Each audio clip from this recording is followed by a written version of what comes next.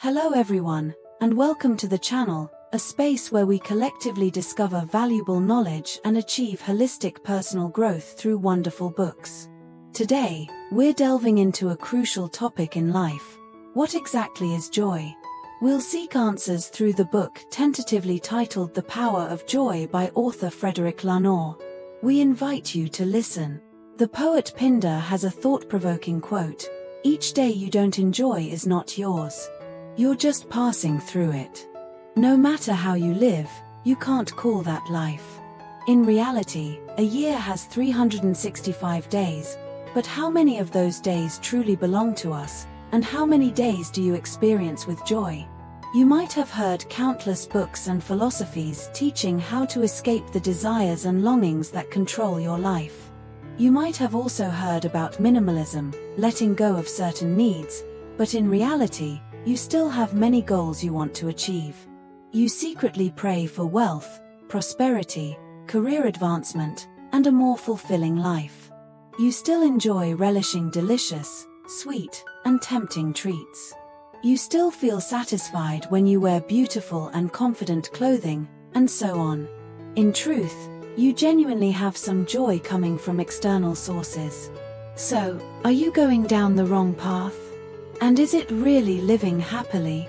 You'll find the answer in the book tentatively titled The Power of Joy by author Frederick Lanoux. He is a philosopher, sociologist, and author of many well-known books translated into over 20 languages worldwide, such as A Journey of Philosophical Exploration and The Soul of the World. Reading this book, you'll realize that many of us don't really understand joy, and don't have the ability to gain joy, nurture joy, or maintain joy. Based on Western and Eastern philosophy, he uses vivid and clear language to reveal the secrets of joy that permeate and deeply reside in each of us. Reading The Power of Joy, you'll know that to live happily, you need to have a method and guiding wisdom. What exactly is joy? When needs and wants are met, we experience joy. When you're thirsty and have a cold glass of water, when you're hungry and get a filling meal, when you're tired and get to rest, enjoying a cup of coffee or a fragrant cup of tea in the morning, these are all delightful moments. They bring joy to all our senses and sensory perception. At the same time, we also have joyous feelings from within. For example, gathering with friends, enjoying beautiful scenery, immersing yourself in a great book, listening to lovely music, and so on. These things will make you happy or achieve a sense of satisfaction. However, these joys always have their own shortcomings. They can't last, as people often say. All good things must come to an end. A few hours after eating you get hungry again. Even the best song will have its end, and joy in parties is ephemeral. Moreover, these joys are often disturbed, such as when we eat a bad dish or when we meet and love a bad person. Even if continually satisfying this joy, in the long run, this will hurt you. Overeating will damage your health, loving too much at once will have consequences, and getting engrossed in games for a long time will cause harm. Therefore, a feeling of joy that is not sustainable is not real joy. It is exactly called pleasure. People wanting to maintain the joy coming from pleasure must continue to seek external stimulation, which results in fatigue and internal contradictions. So, what should we do? Should we force ourselves to avoid these pleasures? The truth is that each of our lives cannot be separated from pleasures. Without pleasure, life is like a bitter cup of tea, a barren flower. The hedonistic philosopher Epicurus tells us, "No pleasure is evil in itself, but the causes of some pleasures bring greater difficulties than the pleasures themselves." That means that he does not object to pursuing pleasure, but you must know how to control the quantity and focus on quality. Only then can we enjoy a sense of joy. In life, anything in excess is not good. You can eat, play games, drink alcohol, but not too much. You don't need to live an extremely lavish life. You can also find joy from simple eating habits, social interactions, and living conditions. From this perspective, Epicurus can be considered a pioneer of the less is more trend, a simple lifestyle increasingly popular in today's society full of ambition and the pursuit of pleasure. Or as philosopher Zhuangzi emphasizes, knowing how to control happiness is knowing moderation. Earlier than Epicurus by 10 years, the philosopher Aristotle also had similar views. He believed that to become a highly ethical person and live a happy life is mainly thanks to the ability to train your judgment in order to avoid the two extremes, trying to find the proper balance and using it as a principle of action. For example, courage is the best balance between fear and recklessness. If you go to the extremes, we will meet difficulties. Similarly, we must know how to balance between restraining or giving up the pursuit of pleasure and frantically satisfying desires.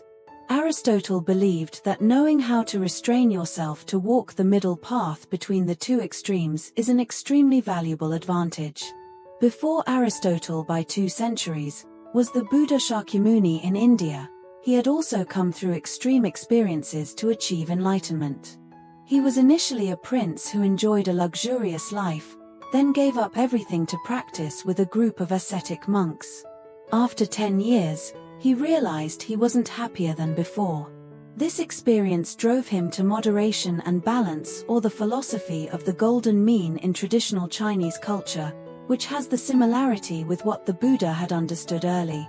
Chinese people also call it harmonious blending, that is, a state of balance that ensures smooth circulation of natural energy, keeping the state of harmony between nature and humanity. In summary, you will see that from Eastern to Western philosophy, they are saying the same thing, that we don't need to give up all pleasures, but we also shouldn't frantically try to satisfy every want and every need in life. To be happy you need joy, but this joy must be a joy that is chosen, restrained, and balanced, or it will only be a fleeting pleasure and be forever under the control of external factors. So, what should we choose and control to have true joy and lasting happiness? And even when we encounter unhappy things, losing a job, being dumped by a lover, or experiencing accidents, how can we maintain joy? The ancient philosophers tell us, you should allow happiness to escape dependence on external factors, and seek new motivation, that is, seek happiness from within yourself. This higher state of happiness is called wisdom, which is essentially achieving harmony with life, loving the essence of life, not for personal gain, and trying to change the world at all costs. In the book, there is a quote from St. Augustine that I find very true, that happiness is seeking what you already have. This point of view is similar to the philosophy of Stoicism. People should distinguish clearly what is within their control and what is not. Change what you can control, e.g., gambling addiction, using your phone for hours, being lazy to exercise, etc., and for what you cannot control, accept that the fact is you can't change them. This reminds me of Buddha's teaching on impermanence in the book Right View that I shared in the previous video. Impermanence is constant change. We can recognize the instability of causal relationships, thereby understanding that we have the power to transform obstacles and accomplish impossible tasks. This also applies to all aspects of life. If you don't currently have a fancy car, you can totally create an opportunity to own it by interacting with the causal elements. As long as cars still exist in the world, you will have the opportunity to own one. If you want to live longer, you can choose not to smoke, exercise more, etc. Reasonable hope is existing, while always believing a result is forever is blind faith and is despair. In summary, through the analysis, we will see that there are the following concepts: pleasure, joy, happiness, and wisdom. Besides pleasure and happiness, joy is a third emotion that is less studied. In the book tentatively titled The Power of Emotions, Love, Anger, Joy, it said this: joy is a powerful feeling in the body and mind in response to an event within a limited time. You can see joy is a more powerful, comprehensive, and profound version of pleasure. Most of the time, it's like pleasure. It is a response to external stimuli and is often short-term, yet it comes naturally.